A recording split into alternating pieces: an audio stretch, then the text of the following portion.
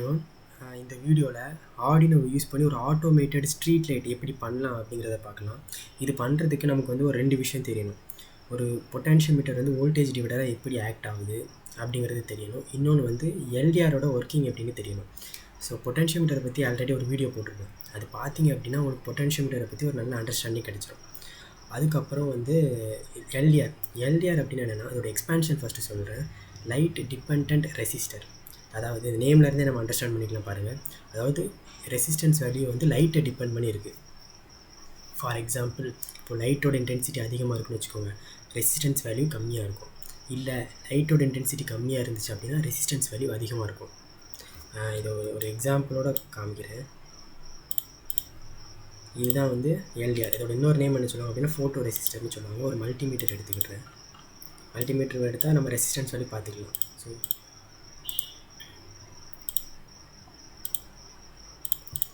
Start simulation.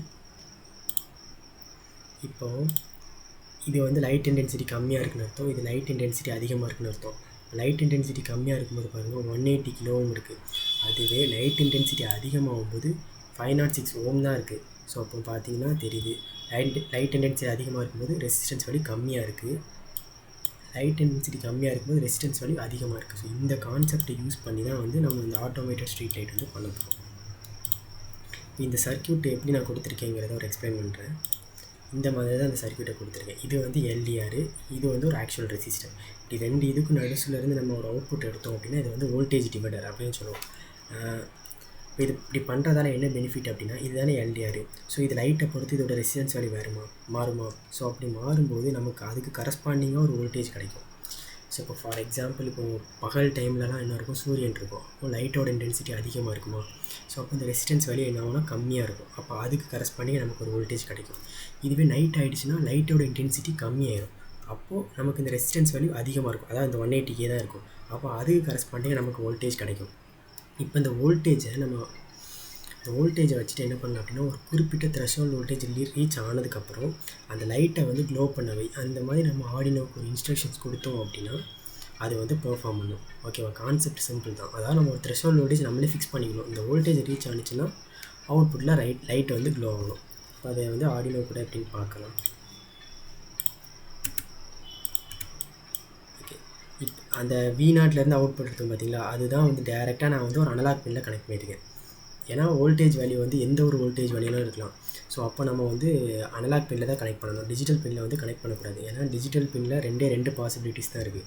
ஒன்று 0 இல்லைனா 1, அதாவது ஒன்று லோ வோல்டேஜ் இல்லைனா ஹை வோல்டேஜ். ஸோ அதனால தான் நான் வந்து ஒரு அனலாக் பின்னில் கனெக்ட் பண்ணியிருக்கேன். எந்த ஒரு அனலாக் பின்னில்னாலும் கனெக்ட் பண்ணலாம். இப்போது கோட் இதுக்கு எப்படி ரைட் பண்ணணும் அப்படின்னு பார்ப்போம்.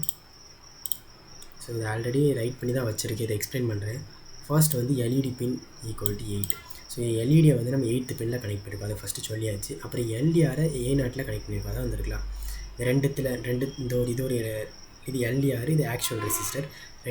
ரெண்டுத்துக்கும் நடுஸ்லேருந்து நம்ம என்ன எடுத்துருக்கோம் அப்படின்னா ஒரு அவுட்புட் எடுத்துருக்கோம், அதை தான் நம்ம A0 கொடுத்துருக்கோம்.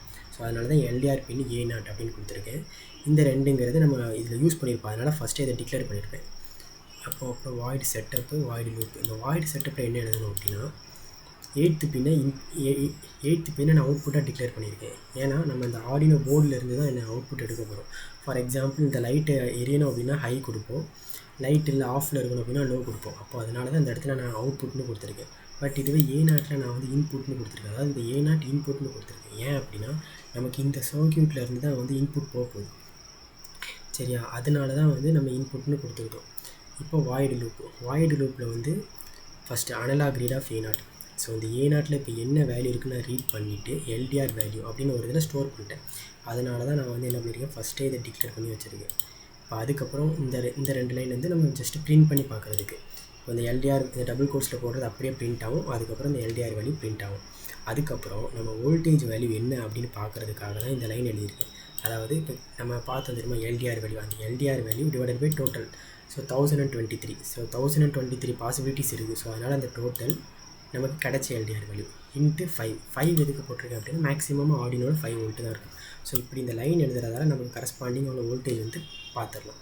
இப்போ நான் அதையும் நான் பிரிண்ட் பண்ணி பார்த்துருக்கேன். ஓகே, வோல்டேஜை பிரிண்ட் பண்ணி பார்த்தாச்சு. இப்போது இஃப் வோல்டேஜ் லெஸ் தென் 2, அதாவது வோல்டேஜ் வந்து -2 விட கம்மியாயிடுச்சு அப்படின்னா 8th பின் ஹை பண்ணு, இல்லைன்னா 8th பின் லோ பண்ணு. ஸ்டிமுலேஷன் பண்ணி காமிக்கும்போது உங்களுக்கு புரியும்.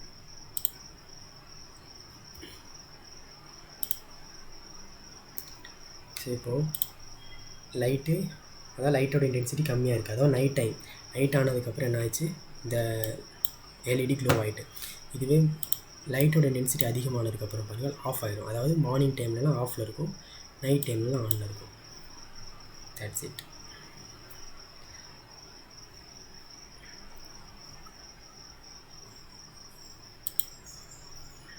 Thank you everyone.